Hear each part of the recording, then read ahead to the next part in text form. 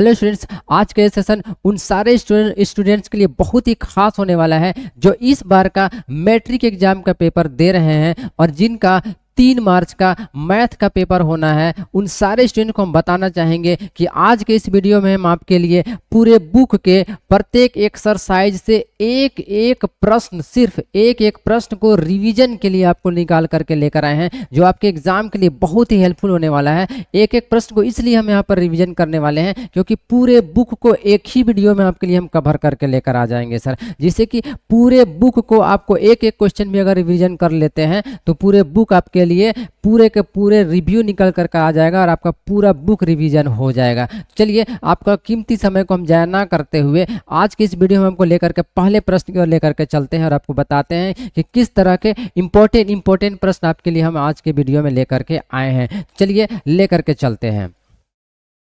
देखिए, पहला प्रश्न आपके पास लेकर आए हैं जिसमें कि कहता है 156 को अभाज्य गुणनखंडनों के गुणनफल के रूप में लिखिए। प्रश्न में क्या बोला है, ध्यान से देखिएगा। प्रश्न में कहता है कि 156 को अभाज्य गुणनखंडनों के गुणनफल के रूप में व्यक्त कीजिए, यानी कि लिखने के लिए आपको कहता है। ये आपके 1 नंबर का प्रश्न होगा। तो सबसे पहले आपको क्या लिख लेना है, सॉल्यूशन लिख लेना है। उसके बाद 156 को कुछ इस प्रकार का यहाँ पर लिख लीजिएगा और 156 को यहाँ पर अभाज्य गुणनखंडन करने कहता है, यानी कि ये समझ लीजिएगा कि अभाज्य संख्या का सबसे छोटी संख्या से आपको इसको फैक्टराइज कर देना है। ठीक है, यानी सबसे पहला छोटा संख्या आपके लिए 2 होता है, तो 2 से 14 हो जाएगा और 2 8 16 हो जाएगा। फिर 2 से इसको कीजिएगा तो 2 3 6 हो जाएगा, 2 9 18 हो जाएगा। अब इसको जब 3 से कीजिएगा तो 3 एकम 3, 3 3 9 हो जाएगा और फिर 13 एकम 13 हो जाएगा। तो इस प्रकार से आप देखें कि 156 इज इक्वल टू क्या आपके पास निकल करके आया है। जरा ध्यान पूर्वक से आप देखने का प्रयास कीजिए कि आपके लिए यहाँ पर क्या आया है, 2 आया है। आप क्या लिख सकते हैं, 2 का पावर 2 लिख सकते हैं और 3 का पावर 1 लिख सकते हैं और 13 का पावर 1 लिख सकते हैं। इस प्रकार से आप इसका अभाज्य गुणनखंडन के गुणनफल के रूप में इसको आप बहुत ही बेहतरीन तरीके से लिख सकते हैं। उसके बाद हम आपको समय को बहुत जाया ना करते हुए सर सेकंड प्रश्न की ओर आपको लेकर के चलते हैं। देखिए, सेकंड प्रश्न में आपको क्या कहता है, अभाज्य गुणनखंडन विधि द्वारा 26 और 91 का HCF ज्ञात कीजिए। अब अभाज्य गुणनखंडन, अभी जो पहला प्रश्न में हम लोग अभाज्य गुणनखंडन किए ना, उसी अभाज्य गुणनखंडन विधि का प्रयोग करते 26 और 91 का HCF ज्ञात करेंगे। स्टूडेंट्स, आपको हम यहाँ पर फिर से बताना चाहेंगे कि आज का ये वीडियो आपके लिए रिवीजन वीडियो होने वाला है, जो कि आपके पूरे बुक में से पूरे बुक का एक्सरसाइज, प्रत्येक एक्सरसाइज से एक एक प्रश्न को आपको हम रिवीजन करवाने वाले हैं, जो कि आपका 3 मार्च का जो एग्जाम होगा उसके लिए बहुत ही हेल्पफुल होने वाला है। तो अगर इस वीडियो को आपको अंत तक देखिएगा तो आपके एग्जाम के लिए बहुत ही महत्वपूर्ण होने वाला है। तो आप वीडियो में अंत तक बने रहेंगे।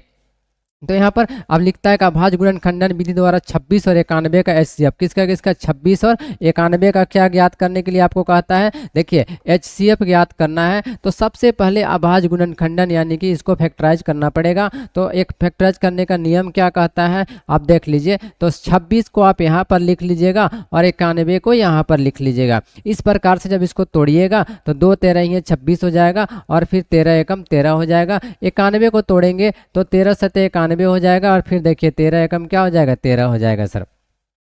तो इस प्रकार से हम लोग इसको तोड़ लिए। अब देखिए ध्यान से, 26 बराबर क्या आया है, तो आया है 2 गुने 13 और 91 बराबर देख लीजिए, 91 बराबर क्या आया है, 7 गुने 13 आया है। तो इसका जब हम लोग HCF निकालेंगे तो HCF क्या निकल करके आएगा, देखिए हम लोग के पास क्या निकल कर आएगा, 13। ये HCF आएगा। अब LCM ध्यान से देखिएगा, LCM क्या होगा, 13 आपका जोड़ी बना है तो 13 तो होगा ही होगा ना। प्लस में कौन कौन आ जाएगा, 2 भी निकल कर आ जाएगा और 7 भी निकल करके आ जाएगा। HCF और LCM में क्या नियम होता है, थोड़ा सा 1 मिनट में समझ लीजिएगा। HCF वो संख्या होता है जो दोनों में जोड़ा लग जाता है, यानी दोनों में कॉमन हो जाता है, और LCM वो संख्या होता है जो कॉमन होता है उसको नीचे उतारा जाता है और जो कॉमन नहीं होता उसको भी नीचे उतार लिया जाता है। इस प्रकार से अब इसको हम लोग गुना करेंगे तो 7 दूनी 14, 14 42 का 2, हाथ में बचेगा 4 और 14 एकम 14 और 4 कितना हो जाएगा, 18 हो जाएगा, यानी 182। इस प्रकार से इसका आंसर निकल करके आया। तो प्रश्न संख्या 2 भी आप लोगों ने देखा कि हल निकल करके आ चुका है फाइनली। तो अब सेकंड प्रश्न भी हो चुका है। थर्ड प्रश्न को आप लोग आगे बढ़ते हैं। थर्ड प्रश्न आपको क्या कहता है, जांच कीजिए कि क्या निम्न द्विघात समीकरण है या नहीं। ठीक है। द्विघात समीकरण के लिए शर्त क्या होता है कि अधिकतम घात अगर 2 आ जाता है, पूरे समीकरण में अधिकतम घात 2 नजर आ जाता है तो उसको द्विघात समीकरण कहते हैं। या फिर आप इसको ऐसे भी कह सकते हैं कि A x square plus B x plus C के रूप का होता है तो उसे द्विघात समीकरण कहा जाता है। चलिए हम लोग इसको जब हल करके देख लेते हैं सर कि क्या होता है। सोल्यूशन लिख लीजिए। सोल्यूशन लिखने के बाद आप यहाँ पर लिखिएगा एक्स ब्रैकेट बंद एक्स प्लस 2 और प्लस यहाँ पर 8 लिखा हुआ है, बराबर का जगह बराबर लिख लीजिए। देखिए x प्लस 2 दिया गया है, फिर बराबर दिया गया है और फिर से क्या दिया गया है, x प्लस 2 दिया गया है। इस प्रकार से ये प्रश्न है, इसको आप हल करके देख लीजिए। x को x से गुना कीजिएगा तो एक्स स्क्वायर हो जाएगा, प्लस x और 2 को गुना कीजिएगा तो 2x हो जाएगा, प्लस का प्लस हो जाएगा, 8 यहाँ पर हो जाएगा, बराबर की जगह बराबर लिख दिया जाएगा। अब देखिए x को जब x से गुना किया जाएगा तो एक्स स्क्वायर हो जाएगा, x को 2 से गुना कीजिएगा तो 2x हो जाएगा, फिर प्लस लिखिएगा 2 और x को गुना कीजिएगा तो 2x हो जाएगा, 2 और 2 को गुना कीजिएगा 2 दूनी कितना हो जाएगा, 4 हो जाएगा। अब उस साइड से सबको उठा करके इस साइड कर दीजिए सर, उस साइड के प्रत्येक अंक को उठा के इस साइड कर दीजिए तो क्या हो जाएगा, x square plus 2x plus 8, यहाँ पर प्लस एक्स स्क्वायर इधर क्या हो जाएगा, माइनस एक्स स्क्वायर हो जाएगा। ये प्लस 2x और प्लस 2 क्या हो जाएगा, प्लस 4x, इधर क्या हो जाएगा, माइनस 4x, प्लस क्या हो जाएगा 4, बराबर हो जाएगा 0। अब देखिए एक्स स्क्वायर से एक्स स्क्वायर कट जाएगा तो हमारे पास क्या बच जा रहा है, ध्यान से देखिएगा, माइनस प्लस 2x और माइनस 4x क्या हो जाएगा, माइनस 2x बच जाएगा ना। देखिए प्लस 2x और यहाँ पर माइनस 4x दोनों आपस में घटेगा, घट करके माइनस 2x हो जाएगा, प्लस 8 और प्लस 4 क्या हो जाएगा, प्लस 12 हो जाएगा, बराबर क्या हो जाएगा 0। आप लोग यहाँ पर फाइनली देखिए कि इसका अधिकतम घात 2 नहीं है और A x square plus B x plus C के रूप का भी नहीं है, इसलिए हम लोग यहाँ पर क्या लिख सकते हैं, लिखेंगे यहाँ पर चूंकि यहाँ देखिए यहाँ अधिकतम घात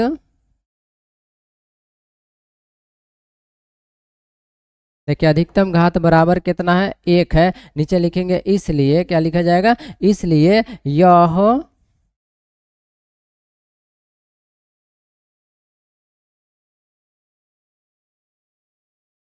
द्विघात समीकरण नहीं है। बस इतना ही सा तो आपको लिख देना है कि द्विघात समीकरण है या नहीं है। चलिए ये थर्ड प्रश्न भी आपके लिए हो चुका है सर। आप फोर्थ प्रश्न की आपको लेकर के चलते हैं। फोर्थ प्रश्न में क्या कहता है कि 3 1 -1 -3 के लिए प्रथम पद तथा सार्व अंतर ज्ञात करना है। यानी कि इस प्रश्न में आपको प्रथम पद ज्ञात करने बोल रहा है और सार्व अंतर ज्ञात करने के लिए कह रहा है। आपके लिए देख सकते हो A1 A2 A3 A4 का मान दिया गया है, तो बहुत ईजी ये प्रश्न बनता है सर। कुछ इस प्रकार से आप देख सकते हैं, यहाँ पर लिख सकते हैं कि गिवेन क्या दिया गया है, एक बार देख लेते हैं हम लोग। दिया हुआ है आपके लिए, देखो A1 इज इक्वल टू 3 दिया गया है, A2 इज इक्वल टू 1 दिया गया है, तो हम लोग इससे D निकालेंगे, डिफरेंस निकालेंगे। डिफरेंस निकालने का फॉर्मूला हो जाता है A2 माइनस A1। A2 का मान आप देख सकते हो कि 1 -3 हो जाएगा, बराबर क्या हो जाएगा, -2 हो जाएगा। तो देख पा रहे हैं कि आप लोग डिफरेंस का मान कितना निकल करके आया, -2। क्या क्या बोला था, प्रथम पद और सार्व अंतर ज्ञात करने के लिए बोला था। प्रथम पद इसका देखिए 3 है और सार्व अंतर कितना है, -2 है। तो आप इस प्रकार से इसको लिख पाओगे क्या, अतः क्या लिखोगे, अतः प्रथम पद क्या आया है, देख सकते हो 3 है, और सार्व अंतर पूछा है तो हम लोग क्या लिख सकते हैं, सार्व अंतर बराबर, देखिए सार्व अंतर कितना हो जाएगा, -2। इस प्रकार से आप इसका आंसर लिख पाइएगा सर, ठीक है। तो बहुत ईजी से आप देख पा रहे हैं वीडियो को, आप रिवीजन कीजिए। ये रिवीजन वीडियो ही है आपके लिए, जो आपका 3 मार्च को बोर्ड एग्जाम, जो आपका मैट्रिक एग्जाम है उसके लिए इसको हम आपको सर यहाँ पर रिवीजन कराने वाले हैं, जिसमें हम लोग बहुत डीपली तो पढ़ाई कर नहीं सकते क्योंकि बहुत वीडियो बहुत लंबा हो जाएगा सर, ठीक है। अगले पढ़ते हैं। आगे देखिए 5 नंबर में क्या कहता है, यदि AP का प्रथम पद यदि AP का प्रथम पद A बराबर कितना दिया गया, देख सकते हो -18, और AN का मान कितना दिया गया है, 0। पदों की संख्या N का मान कितना है, 10, और क्या ज्ञात करने बोला है, सार्व अंतर आपको ये फाइंड आउट करना है। फिर से क्वेश्चन को पूरे को समझ लीजिए सर। क्वेश्चन में बोला है कि प्रथम पद A बराबर -18, nवां पद AN बराबर 0, पदों की संख्या N बराबर 10 हो तो सार्व अंतर D ज्ञात कीजिए। चलिए बनाकर आपको दिखाते हैं और आपको समझाने का प्रयास करते हैं सर। सबसे पहले आप तो लिख लीजिएगा सोल्यूशन, इस प्रकार से लिखिए। आपको जो जो चीज दिया गया है उन्हीं को लिख लीजिए सर। देखिए दिया हुआ है क्या, A1 बराबर कितना है, -18 दिया गया है। देखिए AN बराबर, देखिए और एक चीज दिया है N बराबर, क्या दिया गया है, N बराबर क्या दिया गया है, 10। और आपको देख सकते हो कि AN बराबर क्या दिया गया है, 0, यही ना दिया गया है। अब आप लोगों को हम पढ़ाए थे कि ए एन का फॉर्मूला क्या होता है, ए प्लस ब्रैकेट बंद एन माइनस वन और डी होता है बराबर 0 हो जाता है। तो इस प्रकार से आप इसको क्या करोगे, ए का मान देखो, ए का मान कितना बैठा दोगे, -18 बैठा दोगे, प्लस का प्लस ब्रैकेट बंद एन का मान बैठा दोगे 10, 10 माइनस 1 और ब्रैकेट बंद गुना डी हो जाएगा बराबर क्या हो जाएगा 0। अब देखिए सर आपको करना क्या है, एक एक करके समझने का प्रयास कीजिएगा। यहाँ पर जो ये -18 है ना, इसको उठा करके कर दीजिए 0 के साइड में, तो क्या हो जाएगा +18 हो जाएगा। यहाँ पर 10 में से घटा देंगे तो क्या बचेगा 9, डी बच जाएगा। ये -18 हो जाएगा, क्या हो जाएगा +18 हो जाएगा। यानी कि आपको डी का मान फाइंड आउट करना है, तो डी इज इक्वल टू क्या हो जाएगा 18/9 हो जाएगा। 9 को 2 से काट दीजिएगा तो आप देख पा रहे हो कि डी इज इक्वल टू कितना निकल करके आया, 2 निकल करके आ चुका है। क्या निकालने बोला था, शार्व अंतर। क्या निकालने बोला था, ध्यान से देखिए, शार्व अंतर ज्ञात करने बोला था ना, तो आप क्या लिखोगे लास्ट में, अतः देखिए अतः क्या लिख लीजिएगा, शार्व अंतर बराबर, देखिए शार्व अंतर बराबर कितना आ चुका है वहां पर, तो 2 आया है सर, यही तुम्हारा क्या हो जाएगा आंसर हो जाता है। इस प्रकार से आपको आंसर फाइंड आउट कर लेना है। 5 प्रश्न भी हो चुके हैं, अब छठे प्रश्न की ओर आपको बढ़ते हैं। सर छठे प्रश्न में क्या कहता है, अनुपातों, क्या कहता है अनुपातों, A1/A2 B1/B2 C1/C2 की तुलना कर ज्ञात कीजिए कि निम्न समीकरण युग्म में निरूपित रेखाएं एक बिंदु के पर प्रतिच्छेद करती है, समांतर है अथवा समपाती है। समांतर अथवा समपाती दो चीज पूछा है आपके लिए सर, ठीक है। तो किस किस का रूप पे प्रयोग करने बोला, A1/A2 B1/B2 और C1/C2 पे तुलना करना है। यहाँ पर देखिए A1 B1 C1 A2 B2 C2 का मान दिया हुआ है। इस प्रश्न को देखिए आपको हल कर लेना है। यहाँ पर आपको क्या कीजिएगा, A1 का मान देखिए लिखेंगे, दिया है, ध्यान से देख लीजिएगा, आपको क्या करना है सर, दिया है A1 मान बराबर, A1 बराबर देखिए 6 दिया गया है, B1 बराबर देखिए -3 दिया गया है, C1 बराबर देखिए 10 दिया गया है, ठीक है। और A2 बराबर क्या दिया गया है, तो 2 दिया गया है। B2 बराबर क्या दिया गया है, -1 दिया गया है। और C2 बराबर कितना दिया गया है, देखिए 9 दिया गया है। किससे तुलना करना है, तुलना करने पर क्या लिखेंगे, तुलना करने पर, किससे तुलना करने पर, एक बार समझ लीजिएगा बातों को, ठीक है। क्वेश्चन में बोला है जिससे A1/A2 B1/B2 C1/C2 से तुलना करने पर, से क्या करने पर, तुलना करने पर। चलिए तुलना करके देख लेते हैं। A1 का मान कितना है 6, A2 का मान कितना है 2, B1 का मान कितना है -3, B2 का मान कितना है -1, C1 का मान कितना है 10, C2 का मान कितना है 9। अब जरा ध्यान से देखिए, 2 एकम 2, 2 3 6, 1 3/1, यहाँ से माइनस कट जाएगा तो क्या बच रहा है सर, ध्यान से देखिए 3/1, 3/1 10/9, यही ना हमारे पास आ रहा है। तो आप इसको देख पाइएगा ढंग से, तो आपको एक चीज़ यहाँ पर दिखाई पड़ेगा क्या सर, देखिए ध्यान पूर्वक से कि ये जो है सो A1/A2 बराबर हो गया B1/B2 बराबर नहीं हुआ C1/C2, यही ना है। देखिए A1/A2 बराबर हो गया B1/B2 बराबर नहीं है क्या C1/C2। तो आप लोग इस प्रकार के जानते हो कि जब ये रूप का आता है, ध्यान से देखिए, जब A1/A2 बराबर B1/B2 बराबर नहीं होता है C1/C2, जब इस रूप का होता है तो हम लोग कह सकते हैं कि यह क्या होता है, समांतर होता है। क्या होता है, समांतर होता है, समांतर रेखा होता है। लास्ट में लोग लिख सकते हैं ना, अतः यह क्या है, समांतर रेखा है। अतः यह क्या है, समांतर रेखा है। तो इस प्रकार से इस प्रश्न को हम लोग जानते हैं। आपको एक बार बता देना चाहेंगे सर, यहाँ पर छोटा सा एक टॉपिक्स लिख करके, जब A1/A2 ठीक है बराबर नहीं होता है B1/B2 तो कहते हैं इसका एक अद्वितीय हल होगा। और जब A1/A2 बराबर होता है B1/B2 बराबर होता है C1/C2 तो कहते हैं इसका अपरिमित रूप से क्या होगा, अनेक हल होगा।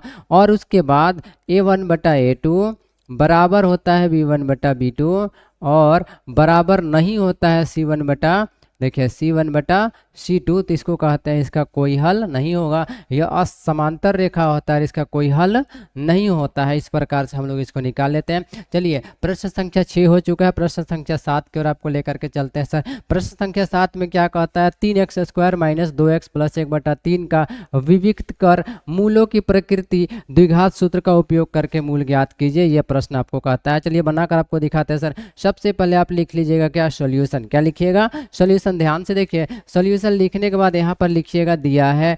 जो जो चीज़ आपके लिए दिया गया है उसको देख देख करके आपको लिख लेना है सर। देखिए दिया है A1 बराबर या फिर ABC डायरेक्ट हम लोग लिख सकते हैं, लिखेंगे दिया है।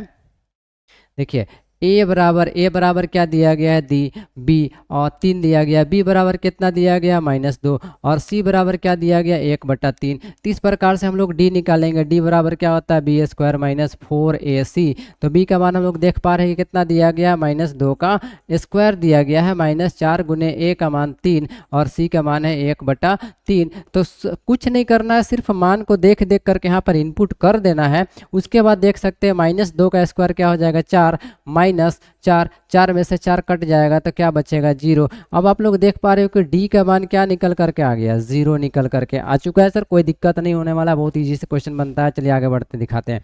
तब हम लोग लिखेंगे चूंकि, क्या लिखा जाएगा, चूंकि डी बराबर क्या आ चुका है, 0। ध्यान से समझिएगा, डी बराबर क्या आ चुका है, देख सकते हैं सर। डी बराबर क्या आ चुका है, 0। तो लिखेंगे चूंकि डी बराबर 0, नीचे लिखेंगे इसलिए, क्या लिखेंगे, इसलिए इसका 2 बराबर मूल होगा। ठीक है, क्या हो जाएगा, इसका 2 बराबर मूल होगा। जब देखो चूंकि डी बराबर क्या आया है, 0, नीचे लेंगे इसलिए इसका क्या होगा, 2 बराबर मूल होगा। अब नीचे लिख सकते हैं ना, 2 बराबर मूल होगा तो फॉर्मूला क्या होगा, -b बट्टा क्या हो जाएगा, 2a बराबर देंगे माइनस, और b का मान देखो क्या दिया गया है, फिर से माइनस बटा 2a। ए का मान आप लोग देख पा रहे हो कितना है, 3 दिया गया, बराबर दे लेंगे, माइनस माइनस क्या हो जाएगा, देखो यहाँ भी माइनस, यहाँ भी माइनस, माइनस माइनस क्या हो जाएगा, प्लस, प्लस क्या हो जाएगा, 2 गुना 3 यानी 2 एकम 2, 2 तिया ये भी कट जाएगा। तो हमारे पास क्या निकल करके आया सर, देख सकते हो, बराबर ऊपर 1 नीचे कितना आया, 3 निकल करके आया। अब यहाँ पर हम आपको बताए थे इसका 2 बराबर मूल होता है। कितने मूल होते हैं, 2 बराबर मूल होता है। लास्ट में हम लोग क्या लिख लेंगे, अतः 2, देखिए 2 बराबर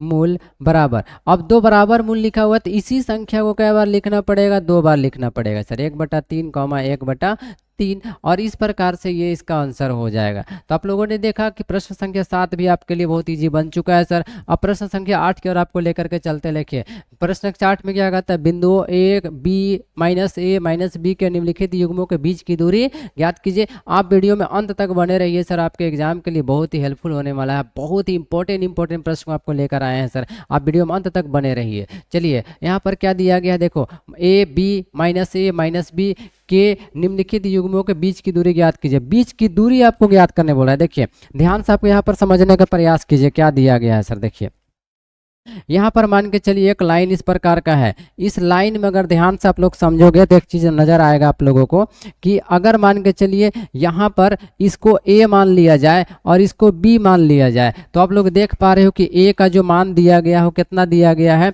आपके लिए, a का मान दिया गया है a, b।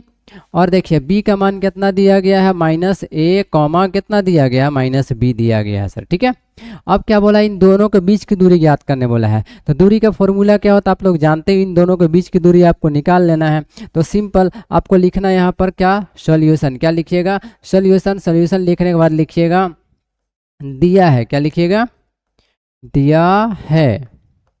जरा ध्यान से देखिए यहाँ पर क्या होता है, x1 बराबर क्या दिया गया है, a दिया गया है। और y1 इज इक्वल टू क्या दिया गया है, b दिया गया है।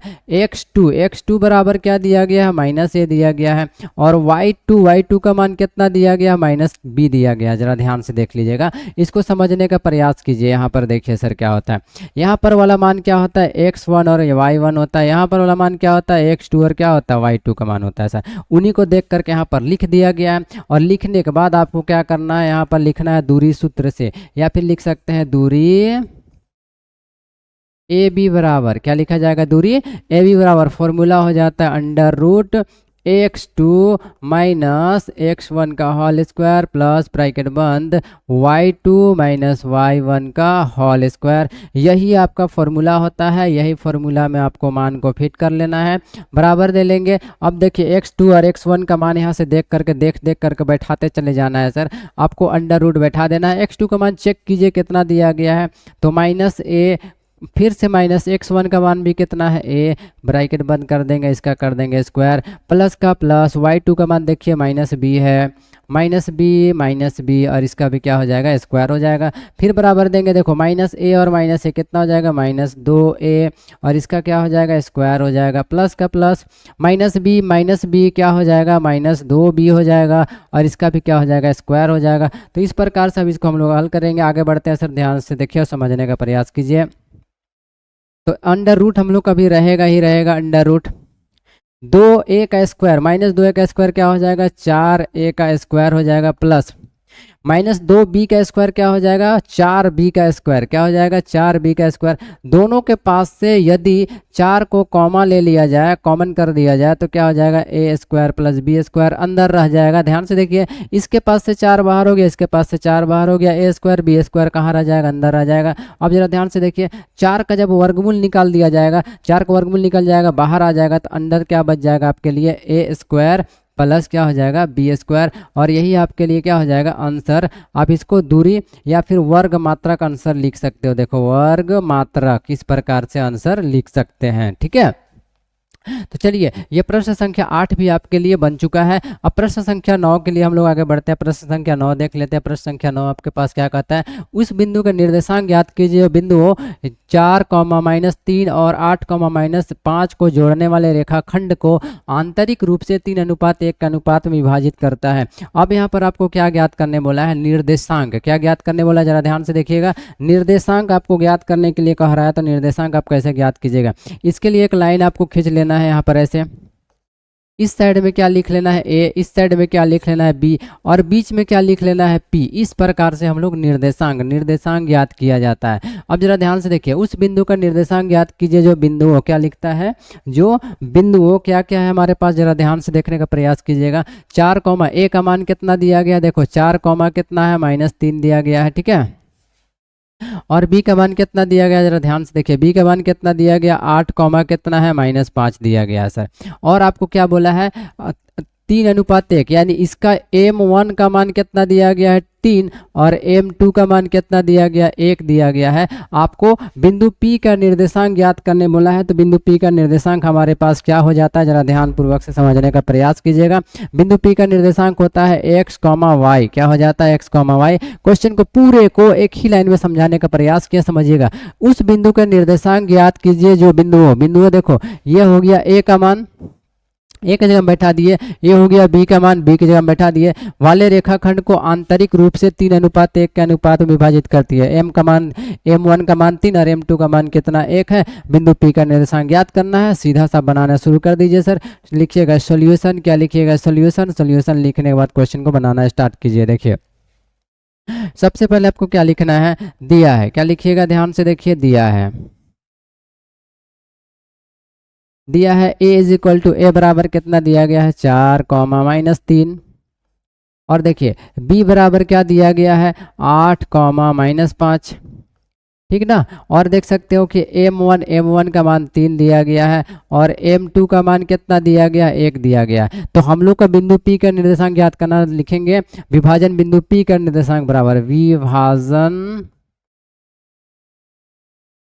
देखिए विभाजित करती है, किस अनुपात में विभाजित करती है, आंतरिक रूप से 3:1 के अनुपात विभाजित करती है। निर्देशांक ज्ञात करना है, किसका निर्देशांक करना है, विभाजन बिंदु, देखिए विभाजन बिंदु P का निर्देशांक ज्ञात करना, विभाजन बिंदु P का निर्देशांक ज्ञात करना है। यानी विभाजन बिंदु P का निर्देशांक बराबर x, y, क्या हो जाता है, x, y होता है। यानी x का फॉर्मूला आप लोग को पढ़ाए थे, फॉर्मूला होता है m1 x2 plus m2 x1 बटे m1 प्लस m2। ये फॉर्मूला आप लोग को पढ़ाया हुआ था सर, ठीक है। बराबर दे लेंगे, m1 का मान चेक कर लेते हैं, m1 का मान कितना दिया गया 3 और x2 का मान हमारे पास नज़र आएगा 8 है सर, ठीक है, प्लस m2 का मान 1 है, x1 का मान 4 है, इस प्रकार से। और यहाँ पर 3 + 1 लिख लेंगे। अब हम लोग जब बराबर दे लेंगे, जरा ध्यान से देखिए, बराबर देंगे तो क्या होगा, देखो बराबर देने के बाद क्या होगा, 8 तिया कितना हो जाएगा हमारे पास 24 हो जाएगा, प्लस का प्लस और 4 एकम क्या हो जाएगा 4 और फिर 3 और 1 कितना हो जाएगा 4। तो इस प्रकार जब हम लोग इसको हल करेंगे तो 24 और 4 कितना हो जाएगा 28, 28 बटे कितना हो जाएगा 4, तो 4 से तो क्या हो जाएगा 28, यानी कि हमारे पास कितना निकल करके आया, x का मान निकल करके आया 7। अब उसके बाद ये तो x का मान निकल गया ना, अब हम लोग को निकालना है y बराबर, क्या निकालना है y बराबर। तो y बराबर फॉर्मूला क्या होता है, m1 y2 plus m2 y1 बटे क्या हो जाता है m1 प्लस m2 बराबर के जगह बराबर देंगे। m1 का मान हमारे पास वही है 3 गुने y2 का मान कितना है -5 है, प्लस m2 का मान 1 है और y1 का मान कितना है -3 है, बट्टा क्या हो जाएगा 3 + 1 हो जाएगा, बराबर दे लेंगे। 3 × 6 -15 प्लस माइनस माइनस 3 एकम 3 बटे 3 और 1 कितना हो जाएगा 4। अब दोनों को फिर जोड़ेंगे हम लोग, इन दोनों को जोड़ेंगे तो 15 3 कितना हो जाएगा -18 बटे कितना हो जाएगा 4, तो 2 दूनी 4 2 9 18, यानी कितना हो जाएगा -9 बटे 2 हो जाएगा। सर देखिए कितना निकल करके आया -9 बटे 2।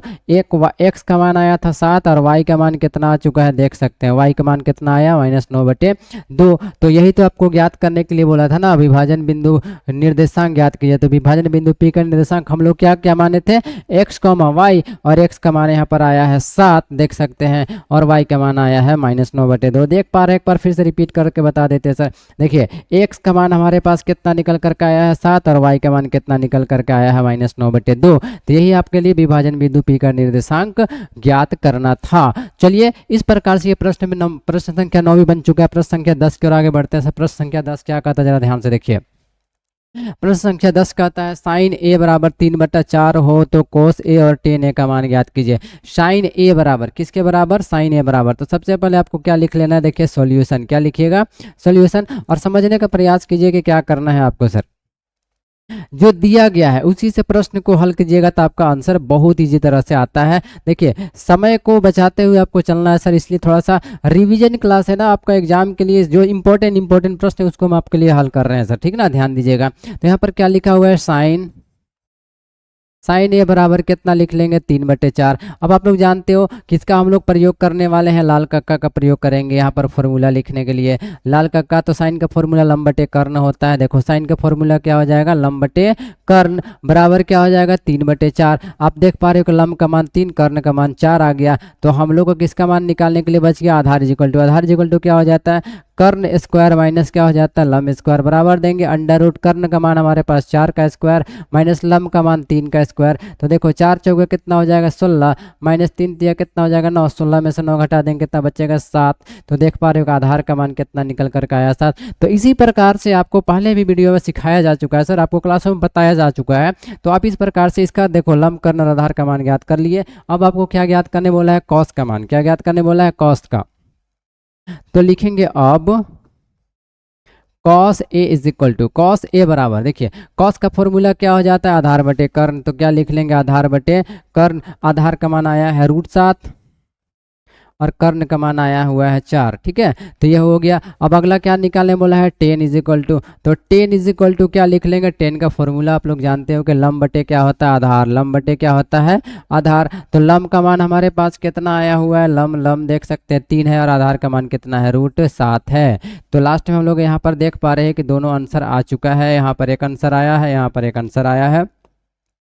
तो फाइनली आप लोगों ने देखा कि किस प्रकार से आप इसका आंसर लिख पा रहे हैं। ये आपका पहला आंसर निकल करके आया, ये आपके लिए दूसरा आंसर निकल करके आ चुका है। तो ये प्रश्न संख्या 10 भी आपके लिए कंप्लीट हो चुका है। अब प्रश्न संख्या 11 की आपको बताते सर, प्रश्न संख्या 11 क्या कहता है, सिद्ध करे sec a + tan a और क्या है 1 - sin a बराबर क्या दिया हुआ कौन से। देखिए ये दिया हुआ है, ये दिया हुआ है, आपको निकाल करके ये लेकर के आना है। बहुत ईजी प्रश्न सर, आपको बना करके सिखाते हैं, सीखने का प्रयास कीजिएगा और इसको बार बार बनाने का प्रैक्टिस भी आपको कर लीजिएगा, क्योंकि आपका एग्जाम जो है 3 मार्च को होने वाला है। उसी को लेते हुए, उसी को देखते हुए हम लोग यहाँ पर क्वेश्चन को करने वाले हैं सर आज।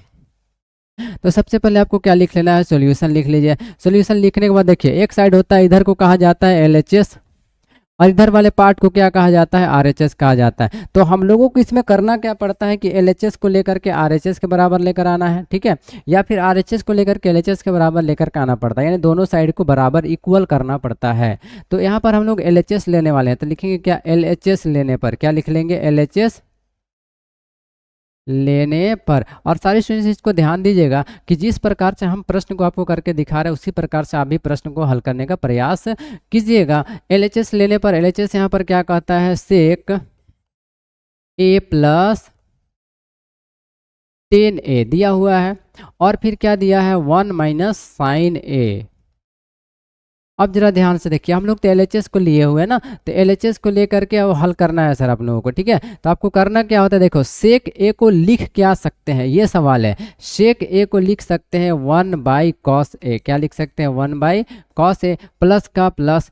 10a को क्या लिख सकते हैं, लिख सकते हैं साइन ए बटे कॉस ए, ये हम लोग लिख सकते हैं ऐसा, इसलिए लिख दिए, ब्रैकेट बंद कर दिए, फिर क्या लिखेंगे, 1 माइनस क्या लिखेंगे, साइन ए लिख लेंगे सर। देखिए अब जरा इसको हम लोग जब हल करेंगे, कॉस और कॉस का एलसीएम ले लेंगे तो क्या हो जाएगा, कॉस ए हो जाएगा। अब देखो जब कॉस से कॉस को भाग देंगे एक बार में जाएगा, एक का एक हो जाएगा, प्लस का प्लस लिखेंगे, कॉस से कॉस को भाग देंगे एक बार में जाएगा, एक को साइन ए से गुना करेंगे तो क्या हो जाएगा, साइन ए हो जाएगा। इस प्रकार से इसको हल कर लेंगे, ब्रैकेट बंद कर देंगे, यहाँ पर क्या लिखेंगे, 1 माइनस क्या लिख लेंगे, साइन ए लिख लेंगे सर ऐसे, ठीक है। अब नीचे तो कुछ नहीं बचा तो एक मान के चलिए हो जाएगा। तो अब जरा यहाँ पर थोड़ा सा समझना आपको क्या होता है, उसको जरा समझने का प्रयास कीजिए। ऊपर को ऊपर से गुना कर दीजिए, नीचे को किससे गुना कर दीजिए, नीचे से गुना कर दीजिएगा, तो यहाँ पर क्या निकल करके आएगा, जरा सर ध्यान से देखिएगा, समझने का प्रयास कीजिएगा। यहाँ पर 1 प्लस साइन ए को किससे गुना करना है, 1 माइनस साइन ए से। तो ये गुना कैसे होगा, एक को एक से गुना कीजिएगा। आपको एक फॉर्मूला बताया था, याद होगा, ए प्लस बी ब्रैकेट बंद, ए माइनस बी ब्रैकेट बंद बराबर क्या होता है, ए स्क्वायर माइनस क्या होता है, बी स्क्वायर होता है। यानी कि ए प्लस बी और A minus B is equal to क्या हो जाता है, ए स्क्वायर माइनस क्या होता है, बी स्क्वायर। यानी एक को एक से गुना कीजिएगा तो क्या हो जाएगा, एक का स्क्वायर हो जाएगा, प्लस को माइनस से गुना कीजिएगा तो माइनस हो जाएगा, साइन स्क्वायर। साइन ए को साइन ए से गुना कीजिएगा तो क्या हो जाएगा, साइन स्क्वायर ए हो जाएगा। सर ध्यान से देखिएगा, क्या हो जाएगा, साइन स्क्वायर ए हो जाएगा, बट्टा कॉस एक को कॉस ए से गुना कीजिए, कॉस ए को एक से गुना कीजिएगा तो क्या हो जाएगा, कॉस ए हो जाएगा। अब जरा ध्यान से देखिए, एक का स्क्वायर माइनस साइन स्क्वायर ए को क्या लिख सकते हैं हम लोग, एक का स्क्वायर एक माइनस क्या लिख सकते हैं, साइन स्क्वायर ए बटा क्या लिख सकते हैं, कॉस ए लिख सकते हैं सर ऐसे। अब जरा ध्यान से देखने का समझने का प्रयास कीजिए, 1 minus sine square a is equal to क्या हो जाता है, कॉस स्क्वायर ए बटा क्या हो जाता है, कॉस ए, यही ना होता है। अब जब कॉस स्क्वायर ए है ना, कॉस स्क्वायर ए है तो उसको हम लोग क्या लिख सकते हैं, कॉस ए गुने क्या लिख सकते हैं, कॉस ए। देखिए कॉस स्क्वायर ए है ना, इसलिए कॉस स्क्वायर ए है, इसलिए उसको दो बार लिख सकते हैं। अब नीचे क्या लिख लेंगे, कॉस ए लिखेंगे, तो इससे इसको काट दीजिएगा तो क्या निकल करके आएगा, सिर्फ हमारे पास कॉस ए निकल करके आ जाएगा। ये जो कॉस ए निकल करके आया ये किसके बराबर आ चुका है, देखिए आरएचएस के बराबर आ चुका है। तो हम लोग लास्ट में क्या लिखेंगे, बराबर, ये किसके निकल करके आया, आरएचएस के बराबर आया है। इसीलिए अब हम लोग को आगे क्या लिखना पड़ेगा, लास्ट में लिखना पड़ेगा कुछ इस प्रकार से, अतः। अब आप लोग देखिए फाइनली आपके पास क्या हुआ कि जो आपका एलएचएस था और आरएचएस अब बराबर हो चुका है। देखिए एलएचएस था आपके लिए, आरएचएस था ये वाला, हल किए तो देखो ये एलएचएस भी कितना आ चुका है, कॉस ए के बराबर आ चुका है। तो लास्ट हम लोग क्या लिखेंगे, एलएचएस बराबर क्या हो जाएगा, आरएचएस। दोनों हमारे पास क्या हो गया, बराबर हो चुका है, इसलिए हम लोग क्या लिखेंगे, प्रूव हो चुका है सर। ठीक है, अब चलिए आगे बढ़ते हैं। और प्रश्न संख्या 11 था, ये प्रश्न संख्या 12 की ओर आपको लेकर के चलते हैं सर। देखिए प्रश्न संख्या 12 क्या कहता है, भूमि के एक बिंदु से जो मीनार के तल बिंदु से 30 मीटर की दूरी पर है, मीनार के शिखर का उन्नयन कोण 30 डिग्री है, मीनार की ऊंचाई ज्ञात कीजिए। क्वेश्चन में क्या बोला है, भूमि के एक बिंदु से जो मीनार के तल बिंदु से 30 मीटर की दूरी पर है, भूमि के एक बिंदु से 30 मीटर, जो मीनार के तल बिंदु से 30 मीटर की दूरी पर है, मीनार का शिखर का उन्नयन कोण 30 डिग्री है। अब आपको क्वेश्चन को कैसे बनाना जरा ध्यान समझिएगा। इस प्रकार से ये प्रश्न आपको बनेगा सर ऐसे। अब इसमें क्या बोला है, भूमि के एक बिंदु से जो मीनार के तल बिंदु से 30 मीटर की दूरी पर है, इसका दूरी कितना दिया गया है, 30 मीटर दूरी दिया गया है, ठीक है। और आगे क्या बोलता है, मीनार के शिखर का उन्नयन कोण 30 डिग्री, यहाँ पर से इसका उन्नयन कोण कितना डिग्री है, 30 डिग्री है। मीनार ये वाला है, मीनार की ऊंचाई का हम लोग यहाँ पर मान लेते हैं, यहाँ पर क्या दिया गया है, इसको ए मान लीजिए, इसको बी मान लीजिए, और इसको क्या मान लीजिए, सी। और यही तुम्हारे लिए क्या हो जाता है सर, ये आपके लिए क्या है, मीनार दिया हुआ है सर, ठीक है। अब देखिए मीनार आपके पास क्या होगा, मीनार को हम लोग क्या मानेंगे, बीसी। बीसी को क्या माना जाएगा, मीनार माना जाएगा। तो देखो भूमि के एक बिंदु से जो तल बिंदु से 30 मीटर की दूरी पर है, इसका दूरी कितना दिया गया, 30 मीटर। शिखर का उन्नयन कोण कितना डिग्री है, मीनार की ऊंचाई ज्ञात करना। खड़ा वाला को मीनार कहा जाता है, इसलिए मीनार की ऊंचाई ज्ञात करना है। सीधा बनाना स्टार्ट करते हैं, जरा ध्यान से देखिएगा, हल सॉल्यूशन लिखेंगे, उसके बाद लिखेंगे दिया है। देखिए क्या क्या दिया गया, वहीं से स्टार्टिंग करेंगे बनाना। जिस प्रकार से हम प्रश्न को बनाएंगे उसी प्रकार से अभी प्रश्न को बनाने का प्रयास कीजिएगा। दिया है a b is equal to, a b बराबर कितना दिया गया है, 30 मीटर दिया गया। देखिए और आपको क्या दिया गया है, थीटा इज इक्वल टू कितना डिग्री दिया गया है, 30 डिग्री दिया गया है। हम लोग यहाँ पर मीनार की ऊंचाई याद करने बोला है ना, मीनार की ऊंचाई, तो लास्ट में हम लोग क्या लिखेंगे, माना मीनार की ऊंचाई। मीनार की ऊंचाई, जिसकी ऊंचाई ज्ञात करने बोला है उसी की ऊंचाई को हम लोग मान लेंगे। मीनार की ऊंचाई को क्या मान लिया जाएगा, बी सी। क्या मान लिया जाएगा, बी सी माना जाएगा सर। अब हम लोग लिखेंगे समकोण त्रिभुज।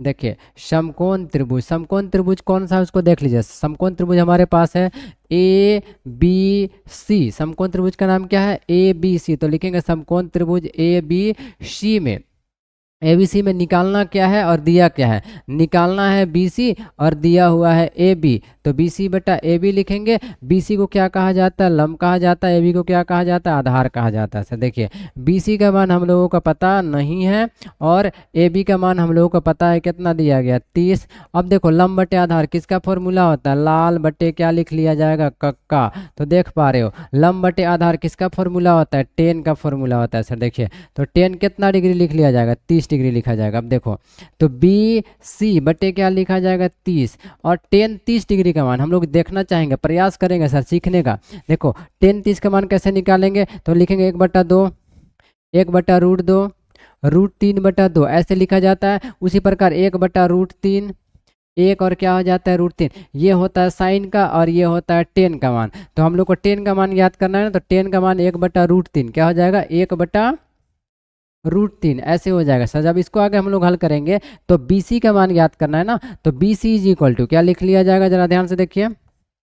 BC बराबर 30 किसके पास चला जाएगा, एक के पास। तो 30 बटे क्या हो जाएगा, √3 हो जाएगा। जब इसका हर का परिमेयकरण कर सकते हैं हम लोग, क्या कर सकते हैं, हर का परिमेयकरण करेंगे तो हमारे पास क्या हो जाएगा, BC इज इक्वल टू 30 एकम 30 √3 बटे √3 को 3 से गुना करेंगे 3 हो जाएगा, 3 दहाई के 30। यानी आप देख पा रहे हो कि BC इज इक्वल टू 3। देखो यहाँ पर क्या निकल कर आ रहा है, 10√3।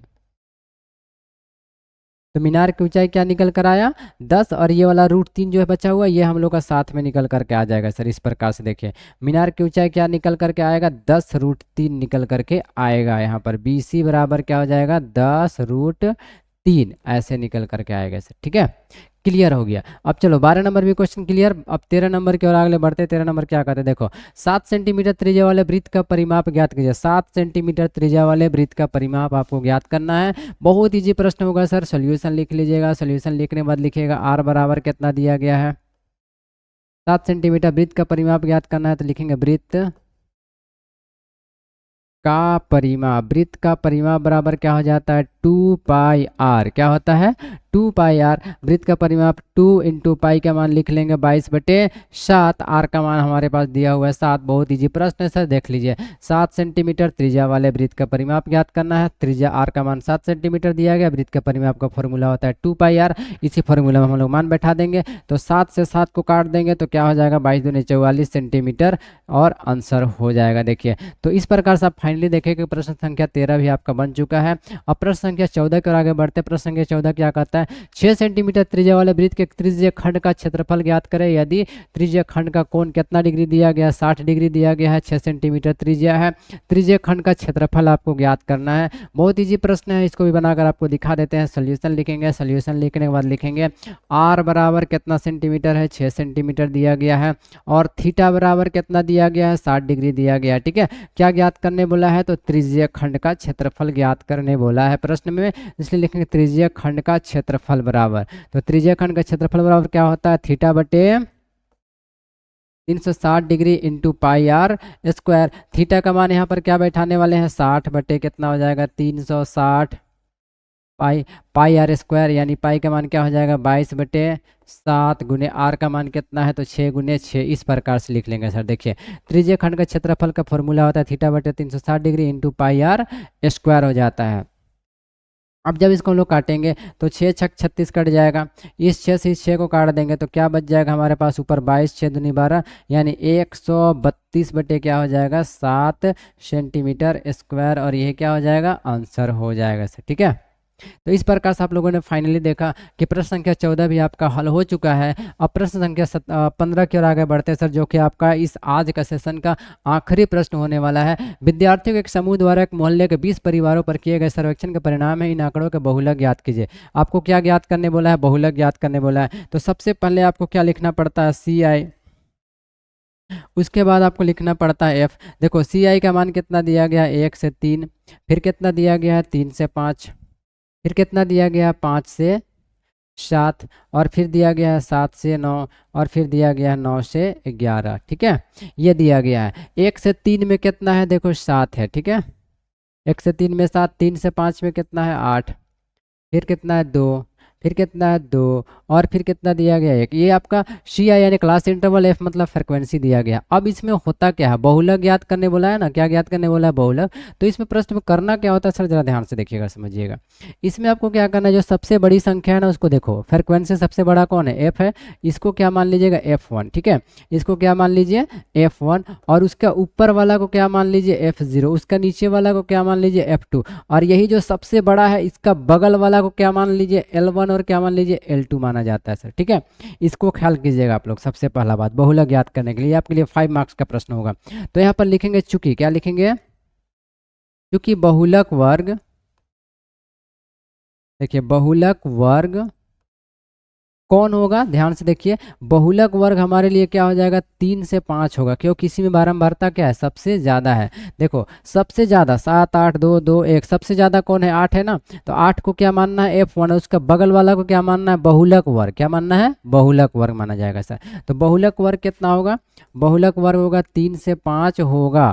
क्या लिखेंगे, बहुलक वर्ग कितना होगा, 3 से 5 होगा, क्योंकि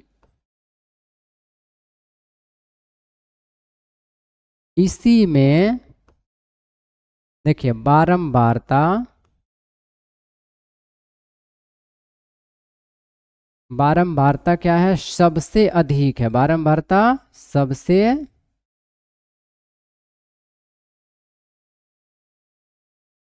अधिक है, इसीलिए हम लोग इसको क्या मान लेंगे, बहुलक वर्ग मान लेंगे सर। उसके बाद क्या करना पड़ता है, F1 बराबर 8 ले लिया जाएगा, F0 बराबर 7 ले लिया जाएगा, और F2 बराबर 1 1 नहीं 2 ले लिया जाएगा सर। देखिए 2। उसके बाद क्या मानना पड़ेगा, L1 बराबर 3, और L2 बराबर आपके लिए 5 हो जाएगा, और आपके लिए H = कितना हो जाएगा, 2 हो जाएगा सर। देखिए कैसे लिखा जाता है, यहाँ से F1 F2 सबको देख करके लिख लिया। L1 कितना है 3, L2 कितना है 5, तो बढ़ा कितना 2, इसलिए H का मान कितना हो जाएगा, 2 हो जाएगा। L1 3 L2 5, बढ़ गया 2, इसलिए L2 का H का मान कितना हो जाएगा, 2 हो जाएगा। उसके बाद हम लोगों को लिखना पड़ेगा बहुलक = क्या लिखना पड़ेगा, बहुलक बराबर, देखो बहुलक बराबर फॉर्मूला लिखना पड़ता है, L1 प्लस ब्रैकेट बंद F1 माइनस F0 बटा 2F1 minus F0 minus F2 गुने क्या हो जाता है, H। ये फॉर्मूला को बैठाते चले जाना है, यही फॉर्मूला में मान को सर, ये फॉर्मूला मान बैठाते चले जाइएगा, आपका आंसर आ जाएगा। L1 का मान कितना है, तो 3 है, प्लस ब्रैकेट बंद F1 का मान चेक कर लो, F1 का मान 8 दिया गया है, माइनस F0 का मान 7 दिया गया है। ठीक है, बट्टा 2f1 यानी 2 गुना 8 हो जाएगा, माइनस f0 का मान हमारे पास 7 है, और माइनस f2 का मान हमारे पास देखो 2 दिया गया है, ब्रैकेट बंद, गुना h का मान 2 दिया गया है। ठीक है, इस प्रकार से आप बहुत ईजी प्रश्न को हल करिएगा। 3 का आप लोग क्या लिखोगे, 3 लिखोगे, प्लस लिखोगे, 8 में से 7 घटा दो, 1 बचेगा। आगे देखो, 2 8 16, 16 में से 9 घटा दीजिएगा तो कितना बच जाएगा, 7 बचेगा, गुने कितना हो जाएगा, 2 हो जाएगा। तो अब आगे देखिए सर क्या करना पड़ेगा, यहाँ पर कैसे किया ध्यान से देखिएगा, 2 और 8 को गुना कर दिए, 2 8 कितना हो गया 16, माइनस 7 माइनस 2 9 हो गया, 9 में से 16 में से 9 घटा दीजिए कितना बचेगा 7। तो इस प्रकार से हम लोग इसको हल करेंगे। अब देखो 2 एकम कितना हो जाएगा 2, यानी 3 प्लस 2/7 हो जाएगा। इसका हम लोग हल करेंगे तो क्या हो जाएगा, 7 या 21 प्लस कितना 2/7 हो जाएगा, यानी इसको पूरा हल करेंगे तो 31 और 2 कितना हो जाएगा 33 बटे कितना हो जाएगा 7 हो जाएगा, और यही तुम्हारा आंसर हो जाता है। तो इस प्रकार से बहुलक हम लोगों को प्राप्त हो चुका है। तो आप लोग फाइनली यहाँ पर देख सकते हो। तो फ्रेंड्स यहाँ पर आप लोग देख पा रहे हैं कि सारे प्रश्न जो आपके टोटल 15 के 15 प्रश्न जो थे आपको आज के इस वीडियो में आपको सॉल्व करके सिखाए हैं सर। अगर ये वीडियो आपके लिए हेल्पफुल रहा तो हमारे चैनल को लाइक और सब्सक्राइब कर लीजिएगा, और अपने दोस्तों तक, अपने रिलेटिव तक, जितने भी हैं उन सबके तक सर इस वीडियो को शेयर करना ना भूलें। चलिए आज हम लोग यहीं पर रुकते हैं। आप सबको हमारे तरफ से थैंक यू, धन्यवाद।